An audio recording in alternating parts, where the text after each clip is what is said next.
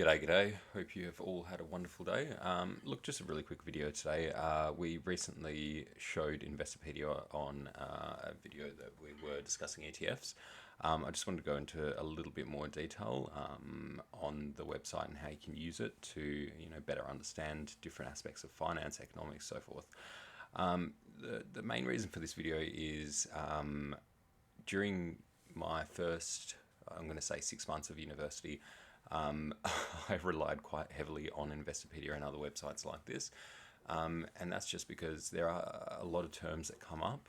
There is terminology that, not many people will understand, even those studying finance for their first, 3 to 6 months, even if you're getting into a finance degree. And Investopedia does have a lot of good articles. There is a lot of good content on their website, which helps you to understand this. So I just wanted to take you through from a very beginner perspective why this is actually quite a good website to use, but also just a very, very strong reminder. If you're listening to this from Australia, this website is obviously American. It has a heavy focus on the US, so a lot of the terms are US based, which differ slightly to what we use here in Australia, as anywhere else in the world. So if you're listening to this anywhere outside of the US, some of the terms may be slightly different, but they all they all mean the same thing in the end. So what I wanted to take you through at the start is, look, the most important function up here is obviously the search function. So if you have a specific topic that you are looking to search for, which I'll take you through shortly, I've just chosen 3 random topics for us to go through, and some very good articles that came up. But essentially, up the top here, you do have the investing, simulator, banking, personal finance, news, reviews, and academy. Look, again, the website is free.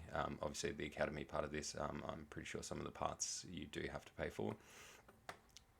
Banking and personal finance is heavily skewed towards the US. Simulator is a good one. I have seen things outside of this podcast, of these videos, people using the simulator to trade shares and just completely use through a simulation. You can do this through other online sources as well. CMC Markets has a free account. I've used them in the past, and it was really fun just to play around. You can use the simulator for anything from trading options to trading actual shares, which is a lot of fun. Again, the simulator is quite similar.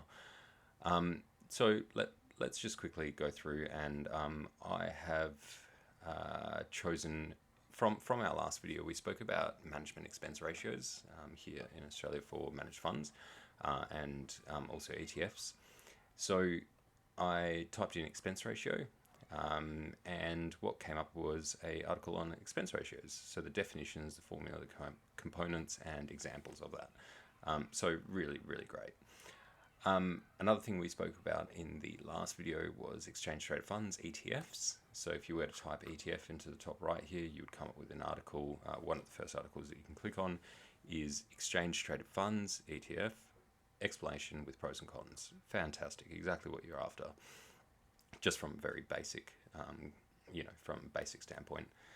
Another thing that obviously is quite crucial, and a lot of people are talking about at the moment, are interest rates and inflation. So I typed interest rates into the search bar. I believe it might have been inflation, one of the two, and the following article came up. So understanding interest rates, inflation, and bonds. So fantastic, goes through all the key components. And again, just a really helpful tool to understand the absolute basics of all these sort of finance and economics principles. Now, Investopedia, as I said, is very heavily US based. There are a lot of other websites, especially since we are obviously in Australia, so trying to keep this a little bit more Australia focused. I will be making a video shortly after this. There are a couple of websites that we do like to use here in Australia for very basic financial literacy, which would be Money Smart.